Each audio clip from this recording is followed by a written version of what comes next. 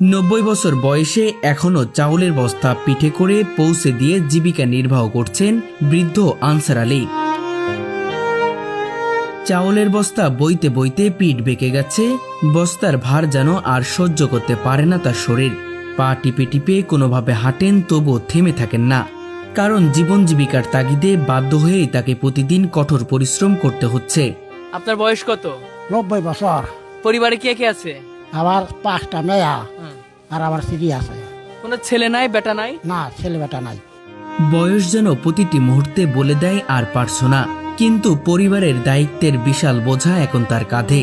তিনি জানেন এই চাউলের বস্তা না তুললে পরিবারের কারোর মুখে খাবার উঠবে না, তাই নিজের কষ্ট, ব্যথা আর বয়সের দুর্বলতাকে উপেক্ষা করে প্রতিদিনই নামেন জীবনযুদ্ধে। হাঁটতে কষ্ট হয়ে যায়। আমি ওই যে বেহা হয়ে গেছি, এখন তো আটা দিতে পারি না। এখন চাউলের বস্তা না পইরেও গেছি, সবাই পুরা একটা গেছিলাম, পড়ে গেছিলাম। একজন বাবা ও স্বামী হিসেবে সবকিছু মুখ বুঝে সহ্য করে যাচ্ছেন তিনি। উনি এখানে দীর্ঘ 35 থেকে 40 বছর যাবত এখানে উনি লেবারের কাজ করছে। উনি বিনিময়ে 5 টাকা 10 টাকা পায়। উনি তার পরিশ্রমের কষ্টের মূল্য সঠিকভাবে পায় না। এই হৃদয় বিদারক দৃশ্য যে কারোর চোখে পানি এনে দিবে। হয়তো এই বাস্তবতা দেখার পর অনেকের জীবনের অভিযোগও কমে যাবে, কারণ এই বৃদ্ধ মানুষটি প্রমাণ করেছেন দায়িত্বের কাছে বয়স কখনো বাধা নয়। আমরা ছোটবেলা থেকে দেখতেছি পরিশ্রম করতেছে, করতে করতে তার পিঠ বেঁকে হয়ে গেছে। সে বাঁকা পিঠ নিয়ে এখনো কাজ করে, তার কাজ করা অনেক কষ্ট হয়। এরকম করেই চলে সে। মানিকগঞ্জ শহরের বাসিন্দা মোহাম্মদ আনসার আলী, বয়স প্রায় 90 বছর, কিন্তু এই বয়সেও থেমে নেই তার সংগ্রাম। আল্লাহর কাছে শুয়ে আদায় করি, আল্লাহ যে আমার বাঁচে রাখছে, এটা তো সবসময় নামাজ পড়ি করি। ও তো মানুষ মরে গেল দেখলাম, আমার ছোট যারা বুঝছেন তারাও মরে গেছে, এখন তাও আমার আল্লাহ বাঁচে রাখছে। 5 কন্যা সন্তানের বাবা তিনি। 3 মেয়ের বিয়ে দিলেও এখনো 2 মেয়েকে নিয়ে কোনো রকমে সংসার চালাতে হয় তাকে। স্ত্রী ও সন্তানদের নিয়ে মানবেতর জীবনযাপন করছেন এই বৃদ্ধ মানুষটি। দীর্ঘ প্রায় 30 থেকে 35 বছর ধরে তিনি একইভাবে পিঠে চাউলের বস্তা টেনে জীবিকা নির্বাহ করছেন। বিয়া নাকি 2টা, এখন তো 3টা। বিয়া নাকি তারে নিয়ে গেল আমার একটু খাটো নাকি। বছরের পর বছর ভারী বোঝা বইতে বইতে তার পিঠ বেঁকে গেছে, শরীর দুর্বল হয়ে পড়েছে, হাঁটতে কষ্ট হয়, হাত পা কাঁপে, তবু থেমে যাননি তিনি, কারণ তিনি জানেন তার থেমে যাওয়া মানেই পরিবারের চুলা বন্ধ হয়ে যাওয়া। তো এইভাবে চলতেছি, যা পারি তাই করি, একটু না না আমি পারি না, যাটা হাঁটার কিছু গপ্প নাই। এটা দিয়ে কি সংসার চলে যা করছেন? আমি পারি না, তখন সংসার চালাবে।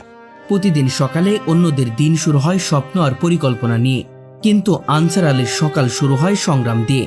ভোরে কোনো রকম 2 মুঠো খাবার খেয়ে তিনি দীর্ঘ পথ হেঁটে চলে আসেন মানিকগঞ্জ শহরের একটি চাউলের আড়তে। সেখানেই তার কাজ চাউলের বস্তা বহন করা। মানে ছেলে নাই, ছেলে থাকলে ছেলে বাদ দিত।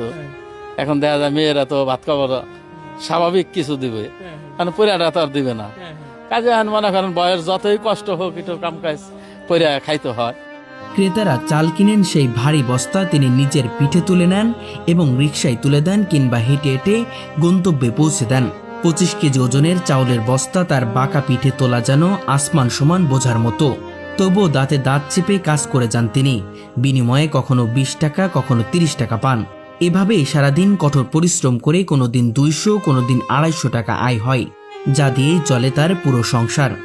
একটা বস্তা নিয়ে গেলে পরে, দূরতে গেলে পরে হয়তো 20-30 টাকা দেয়, তো আর কি, তাছাড়া বেশি না। বেশি দূরেও তো আমি যেতে পারি নাই। চাউলের বস্তা নিয়ে গেছি বাসায়, কত রিক্সায়, কত মানে ইয়েতে দিয়ে দিছি, চাম্পা উঠিয়ে দিছি। আচ্ছা, এভাবেই সংসার চলছে। কত করে দেয়? এইভাবে তো সংসার চলে না। আমার এই 200 টাকা 250 টাকা চলে নাকি সংসার। অনেক সময় বোঝা বইতে বইতে তিনি হাঁপিয়ে ওঠেন, দম বন্ধ হয়ে আসে, শরীর কাঁপতে থাকে, কখনো কখনো পিঠে বোঝা নিয়ে রাস্তায় পড়ে যান। কিন্তু আশ্চর্যের বিষয়, পড়ে যাওয়ার পরেও তিনি আবার উঠে দাঁড়ান, কারণ তার কাছে হার মানা বলে কিছুই নেই। হ্যাঁ, চাউল অবস্থা নিয়ে গেছি, তাতে হলো যে পুরা যায়। ওই অর্ধেক পথ গেছিলাম, রিক্সা দা খেয়ে ফালাই দিয়েছিলাম, আমি সহ পরে গেছিলাম এই বস্তা নিয়ে। প্রচণ্ড গরমে ঘামে ভিজে যায় শরীর, অনেক সময় ক্লান্ত হয়ে রাস্তার পাশে বসে পড়েন কিছুক্ষণ, তারপর আবারও সেই বোঝা কাঁধে তুলে নেন। ছেঁড়া ফাটা লুঙ্গি, পুরনো একটি জামা আর কোমরে বাঁধা গামছা, এই তার একমাত্র সম্বল। ওনার সম্পর্কে উনি সর্বক্ষণ যে গাড়ি করে বস্তা পৌঁছাটা আমি বাসায় বাসায় নিয়ে পৌঁছাইয়ে দেয়। ওই 10-20 টাকা তার দেয়, তাই দেখে চলে। ও 3টা মেয়ে আছে, 5টা মেয়ে আছে, মেয়েরা কয়দিন দিব? মেয়েরা যা পারে তাই দেয়, না পারলে ওই নিজে যা কামাই করে এই দিয়ে চলে আর কি সংসার। খুব কষ্ট করে না? খুব কষ্ট করে সংসারটা চালায় আর কি। হ্যাঁ, তার বেটার সন্তান নাই, যার জন্য হে 2 দিন কামাই করে চালাইবো, বা আর তো এই শক্তিটা নেই। বোঝা টানতে টানতে এই যে পিঠ মুঠ বেঁকা হয়ে গেছে, এখন কি করবো? এখন ওই অবস্থায় এই টানে আর কি করার আছে, আর কিছু করার নাই তো তার। বুকের ভেতরের কষ্টগুলো হয়তো তিনি কাউকে বলেন না, সবকিছু নিজের মধ্যে চেপে রেখে প্রতিটি মুহূর্তে সংগ্রাম করে চলেছেন। কষ্ট তো কষ্ট এখানে কষ্ট করলে তো এখানে কিছু করা নাই। আল্লাহ এখানে যে বলে আমার চালাইবে সেই বলে তো চলে আরো আল্লাহ আছে তো এখানে যাই কম খাই যাই খাই বাঁচে রাখছে। সবচেয়ে অবাক করার বিষয় হলো এই বয়সেও অধিকাংশ সময় তিনি একাই চাউলের বস্তা তুলে নেন। যেখানে অনেক তরুণরাও কষ্ট পায়, সেখানে তিনি বয়সকে হার মানিয়ে কাজ করে যাচ্ছেন। 30-35 বছর ধরে কাজ করতে আছি বাজারে। হ্যাঁ, পিঠ দেখছি আপনার বেঁকে গেছে। হয়তো পাইতে পাইতে মানে লাস্টে এখানে আর বোঝা নিয়ে হারিয়ে নেই, তখন হলো কান্দা করে নেওয়া যাচ্ছে হয়ে গেছে।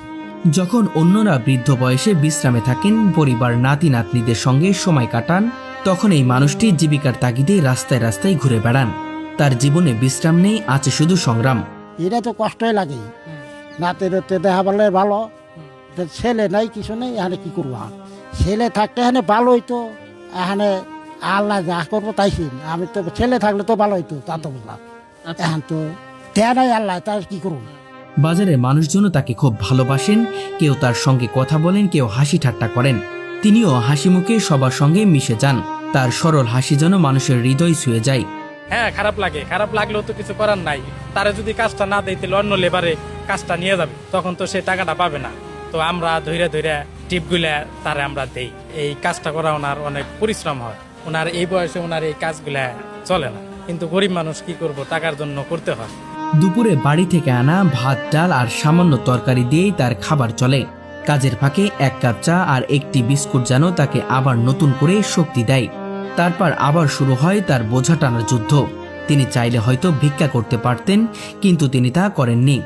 আত্মসম্মান বোধে অটল এই মানুষটি বলেছেন, মরে যাব তবু ভিক্ষা করব না। এই একটি বাক্যই তার চরিত্র, তার শক্তি আর তার সংগ্রামের প্রতিচ্ছবি। ভিক্ষা চাবো না, আমি না খাই মরে যাচ্ছি, ভিক্ষা চাবো না কোন কাছে। আল্লাহ আছে এইটাই করেছে যে আমার ভিক্ষা করে জানি খাওয়া না। যতদিন পয়সা থাকুন ততদিন পরিশ্রমী করুন। আনসার আলীর এই জীবন সংগ্রাম শুধু একজন মানুষের গল্প নয়, এটি আমাদের সমাজের বাস্তবতার এক নির্মম চিত্র। এই গল্প শেখায় দায়িত্ব, আত্মসম্মান আর বেঁচে থাকার লড়াই কাকে বলে। তার এই জীবন আমাদের সবার জন্য একটি বড় অনুপ্রেরণা। আপনার মনে করেন আগে বোঝা টানতো মাথায়, এখন মনে করেন মাথায় টানতে টানতে আস্তে আস্তে বয়স হয়ে গেছে, গাড্ডা ব্যথা হয়ে গেছে, পিঠ ব্যথা হয়ে গেছে। এখন পিঠে করে আপনার টানে এই চাউল অবস্থাটাই না মনে করেন কিছু ইনকাম করে সংসার কোনো রকম চালায়। সমাজের সামর্থ্যবান মানুষের উচিত এমন মানুষের পাশে দাঁড়ানো, যাতে জীবনের শেষ সময়টুকু অন্তত একটু শান্তিতে কাটাতে পারেন এই সংগ্রামে বৃদ্ধ মানুষটি। দর্শক, আজকে এমন একজন মানুষের গল্প আপনাদের কাছে বলতে চলেছি, যার বয়স প্রায় 90 বছর। পিঠ বেঁকে গেছে, এই বয়সেও তার পিঠে কাঁধে চাউলের বস্তা নিয়ে কখনো রিকশায় তুলে দিচ্ছে, কখনো বাড়িতে বাড়িতে যে পৌঁছে দিচ্ছে। একজন বাবা, যার কথা ছিল এখন পরিবার পরিজনের সাথে খুব আনন্দে উল্লাসে থাকা, সেই বয়সে এসেই জীবন জীবিকার তাগিদে সন্তানদের মুখে খাবার তুলে দেওয়ার জন্য করতে হচ্ছে কঠোর পরিশ্রম। দর্শক, আজকে সেই ত্যাগী বাবার গল্পই আপনাদের কাছে তুলে ধরার চেষ্টা করব। কত বছর ধরে এই বোঝা টানছেন? 30-35 বছর করছি কাজ, এখনো পারি না আর কি। মানে মোটামুটি হয়তো একটু বাজার টাজার করলে পরে হয়তো 2-4-5 ফের এগুলো হলো নিয়ে দিয়ে যদি বাজার আহি কোনো দিনকে না, এটা শুকাইয়া দিয়ে করি আল্লাহর কাছে। আমার এখান থেকে বাঁচে নিচ্ছে। আমার ছোটো যারা তারা ময়রা আবার ভর্তাই গেছে, আর আমার তো আল্লাহ এখান থেকে নাকছেই। আসলে আমার কর্মে কষ্ট আছে, সারাদিন পরিশ্রম করলে আবার 300 টাকা 250 টাকা এটা দেখে আদৌ সংসার চলে না। এবার তো সংসার চলবো না, আমার হলো 5টা, আমার চলে না। এখানে না চলে কি করবো, উপায় তো নেই আমার। টানো যখন আইছি তখন হলো মাথায় করে নিছি, যখন কিনা লাস্টে তখন আর পারি না, তখন হলো আমি ওই পিঠাই করে নিই। আচ্ছা, এই পিঠটা ওই তো মাজা ভেঙে গেছে, তো বোঝা নিতে দিতে আমার বোঝা নিতে নিতে ভেঙে গেছে। ও আমি কাজ করতেছি, মানে আমার যুদ্ধ মানাই তো, আমার বড় কোনো যোজনা নাই যে যোজনা আছে তাকে মধ্যে খাবো তা তো না। আমার কিছু নাই, খালি বাড়িটা আছে, তাছাড়া তো আমার কাজ করে খাওয়ানো। মানে জমি জায়গা নাই বিধায় কাজ করে খাইতে হচ্ছে। হ্যাঁ, জমে যাওয়া নাই। চাউলের বস্তা কোথায় কোথায় দিয়ে আসেন? ওই রিক্সা দিছি, বাসায় গেছি, নামাজ পড়ি, যে টাইম পেলে এমনি নামাজ পড়ি, যাই মসজিদে যাইতো, তাই নামাজ পড়তে পারি একটু। হ্যাঁ পড়ি, নামাজ পড়েন না? হ্যাঁ পড়ি, আচ্ছা। মানে সকালে পড়ি, নাহলে ফজরে নামাজ পড়ি, শুক্রবার দিন যাই। করবো কষ্ট আনছ, খালি মেয়া হয়েছে, তাহলে তো তোমার কষ্ট করেই খাওয়া নেবো। এলাকার বসে কয় মানে পয়সা খায় তাহলে ভালো হইতো, আসলে পয়সা খায় তো পার দেয়, পয়সা খাওয়া আমার কামাই করে খাওয়াবো করা। হ্যাঁ, হাঁটতে একটু কষ্টই হয়। যেন আমি বেহা হয়ে হাঁটলাম, আসতে তো দেখলেন পাশ আর কদিন পাশ আর কোনো কাজ তো নাই।